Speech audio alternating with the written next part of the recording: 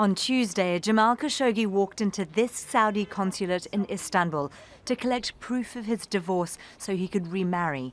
He hasn't been seen since. We are positive he is still inside, and we are waiting with his fiancée, who is with us here. We are staging a sit-in here until he is released. Once an advisor to the Saudi royal family, Khashoggi fell out of favor as he became increasingly vocal in his criticism of Crown Prince Mohammed bin Salman. I still see him as a reformer, but he is gathering all power within his hand. And it would be much better for him to allow a breathing space for critics, for Saudi intellectuals, Saudi writers, Saudi media to debate the most important needed transformation going in the country.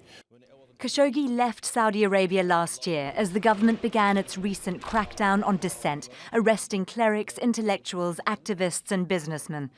In the absence of any reliable information, Khashoggi's website now declares he's been arrested. But Saudi authorities insist he left their consulate. What this incident shows most of all is the contradiction in the Saudi regime's claims that it is opening up, that it is liberalizing. We've seen a lot of talk, a lot of statements from Saudi officials heading in that direction. But when you look at the actions of the government, we see something very different. The Washington Post says it's very concerned about the whereabouts of one of its prominent commentators. In a statement, the newspaper said it would be unfair and outrageous if he's been detained for his work, and we hope that he's safe and we can hear from him soon.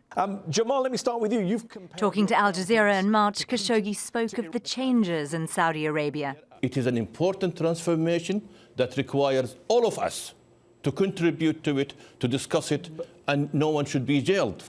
Those waiting for him outside the Saudi consulate in Istanbul would agree. Nastasya, Al Jazeera.